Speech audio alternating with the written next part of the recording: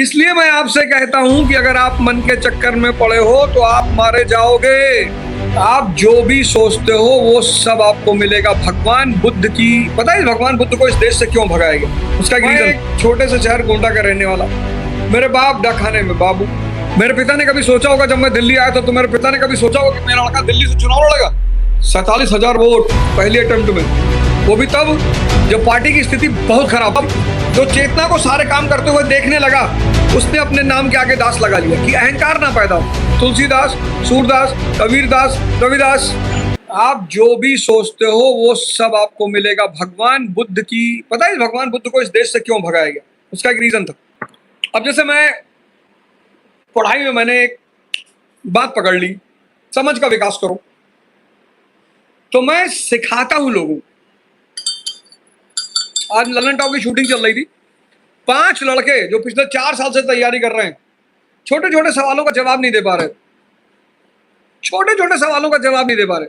अब यहां की जो शाही लॉबी है, उसको लग रहा भाई तो सोचना सिखा रहा है।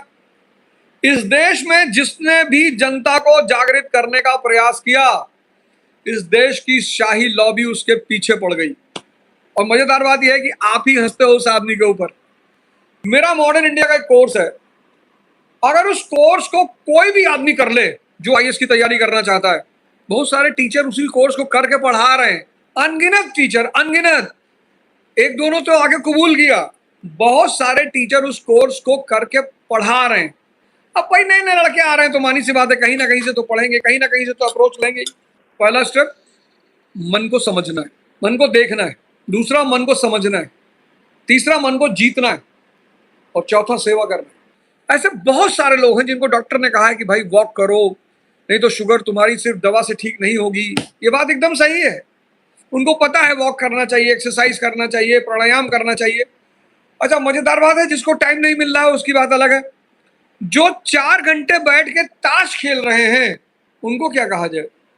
मतलब एक डायबिटीज का पेशेंट है, वो ऑफिस में बिजी है, काम में बिजी, उसको मौका नहीं मिल रहा, समझ में आता है। एक डायबिटीज का पेशेंट है जो 4 घंटे ताश खेल रहा है, लेकिन वो प्राणायाम नहीं कर पा रहा, ध्यान नहीं कर पा रहा, योग नहीं कर पा रहा और एक्सरसाइज नहीं कर पा रहा। तो कौन रोक रहा है? मन कुछ भी नहीं कर सकता। जब जिस अंश में चेतना आपसे जुड़ती है, जिस अंश में 20% जुड़ गई आप आईएएस हो जाओगे, 30% जुड़ गई आप सांसद विधायक हो जाओगे, 40% हो गई आप अंतरराष्ट्रीय ख्याति प्राप्त हो जाओगे, 50% हो गई तो आप महामानव हो जाओगे धरती पर, 70-80 हो गई भगवान, भगवान बुद्ध, भगवान महावीर।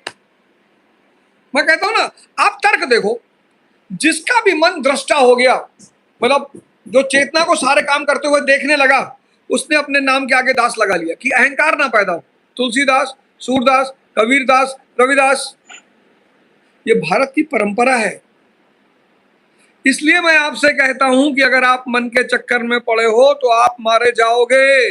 मैं एक छोटे से शहर गोंडा का रहने वाला, मेरे बाप डाकखाने में बाबू, सामान्य परिवार का लड़का, 2 कमरे के फ्लैट पोस्ट ऑफिस में मैं रहा गोंडा कचहरी में।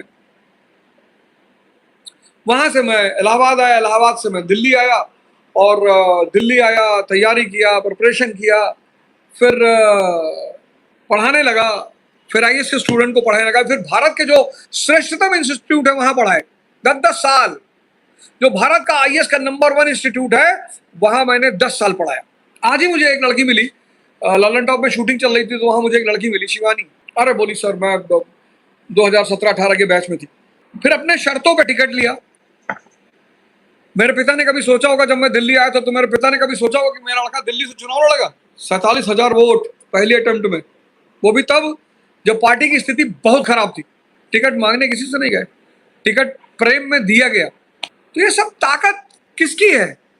चेतना की, परमात्मा की। और वो ताकत आपके अंदर भी है, आप भी वही मटेरियल हो। पहला इस मन को समझना है, दूसरा इस मन के जाल से बाहर निकलना है, और तीसरा इस मन को जीतना है। 3 ही टारगेट है। बाकी आप जो सोचते हो सब मिलेगा आपको।